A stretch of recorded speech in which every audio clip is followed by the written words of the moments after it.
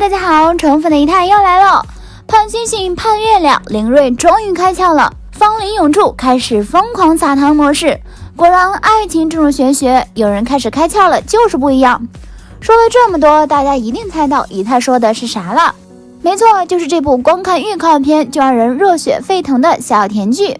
果然要想收视好，甜度要多，尺度也要有啊，这才是成年人该看的电视嘛。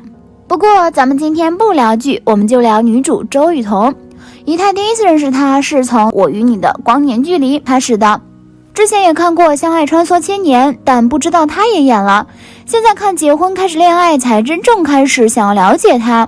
可能有好多人对她并不是很熟悉，但其实她已经出道6年了。第一眼看算不上大美女，但是真的是那种很耐看，就是越看越有味道的女生。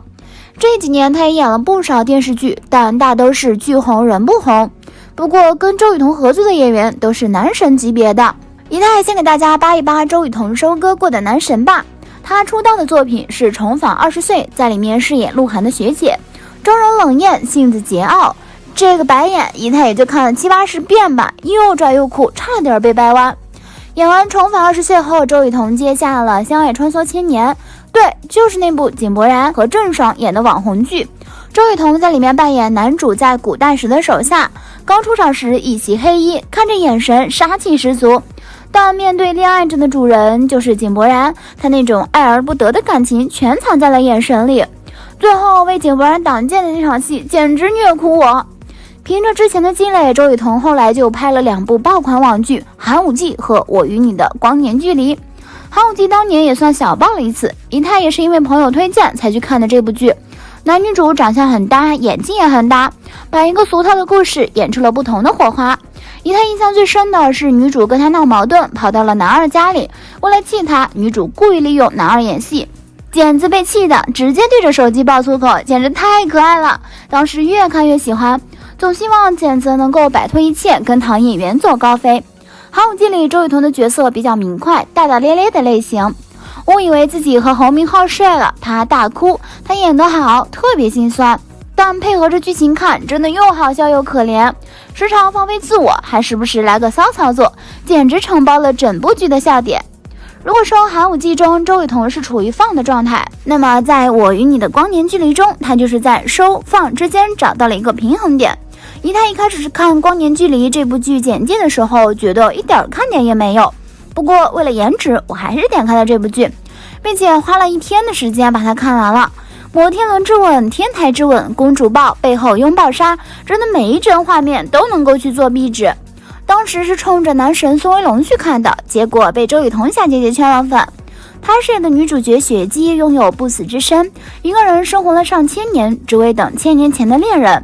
对，没有错，那就是宋威龙。漫长的时间和执着的爱恋，令雪姬的性格里有2种极端状态。她既能高冷神秘，又能搞怪逗趣。面对争夺财产的坏人，她表现出与容貌不符的成熟，但是一旦面对宋威龙，迷妹人格立马上线，回归到大大咧咧的状态。这不就是万千少女恋爱中的模样吗？而且周雨彤在剧里的哭戏真心打动人。其中有一段是2人分手后，圣诞节到了，宋威龙扮成圣诞老人的样子来找周雨彤，周雨彤和他见了面，温和但认真的让宋威龙离开。这个过程中眼眶盈泪，但不落下，直到宋威龙抱住他的那一瞬间，从右眼中泪水滑落，就这一瞬间可以称得上是仙女式哭泣了吧。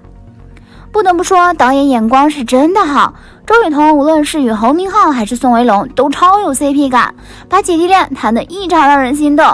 后来周雨彤搭档李弘毅出演来自海洋的你，在剧中挑战经典美人鱼角色，美人鱼代表着整部剧她再难过也不能哭，要靠一些细节，比如眼神啊、表情啊来表达她难过的感觉。男主李弘毅也是帅哥一枚，有点韩系，身上有股独特而忧郁的气质。关于这部剧，各位可自行享用。再到去年的大宋少年志，这真的是一部低走高开的黑马剧。张新成和周雨彤的搭档真的超默契，心照不宣组合已经深深的印在我心里了。特别是2人一组拍摄花絮，张新成的眼神可真的是深情啊，特别是他看向周雨彤的眼神，里面的深情浓的就像化不开的水。从画面上大家能够看到，一开始周雨彤是背对着张新成的，但是张新成就开始逗他，直到周雨彤转身看向张新成。这时候张新成看向周雨彤的眼神里面好像有光一样，也不知道他讲了什么笑话，反正周雨彤是很开心的笑了。演完这部剧后，他已经大半年没有拍戏了。他说不想接一些重复的角色，不想为了热度去接戏，要真正自己喜欢的才会去演，所以就一直到了现在的结婚开始恋爱。不知道是不是有幸运的成分在，有没有发现周雨彤搭档的这些男演员合作后都发展的不错，好像自带望对手戏演员的体质。不管是宋威龙、侯明昊或是张新成，周雨彤和这些演员默契配合，良好的合作关系让大家之后都各自走出了一条花路。再反观小姐姐接的戏都是主角，也合作了这么多男神，但是出道以来名气确实不如当红小花们，一直不温不火的。个人觉得和他本人的佛系性格有很大关系。一泰刚刚才看了一些他的采访，感觉本人性格呢是比较慢热的。虽然合作的都是男神级别的演员，但他为人低调，不争不抢，不爱炒作，说话也比较真诚直接，所以至今才会不够火吧。平心而论，周雨彤的颜我是比较喜欢的，但演技还差点火候。他不属于天赋型选手，他说打戏人家3遍5遍的就练会了，他要10遍15遍。但他肯努力，会动脑子去思考怎么做才能把角色演得更好。就凭现在刚刚出去的新剧就能看出他有在一点点进步中。前2天看评论区有小伙伴留言问他资源，一泰专门去了解了一下，他的资源算不上太好，虽然有好几部女一了，但都是在网剧里面打转。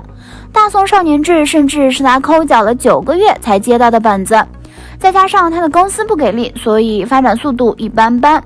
他的团队也买过营销，但身材好、衣品高这些在小花里太常见了，没有什么辨识度。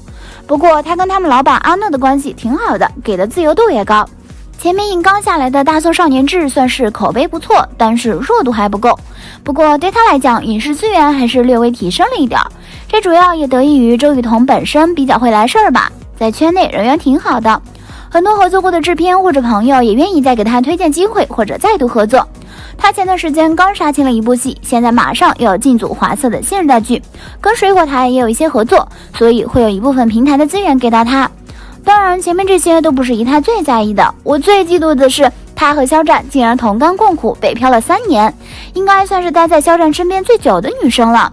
2个人互帮互助，肖战也曾说过周雨彤给他的帮助很多，很感谢他。有点酸啊。算了，就冲着肖战大火时他没有出来蹭热度，后来肖战经历这些事儿后，一个营销号也爆料说周雨彤照样和他玩，我就忍了，毕竟始于颜值忠于人品嘛。运气可能会迟到，但绝对不会缺席，真心希望漂亮姐姐能够早日火起来。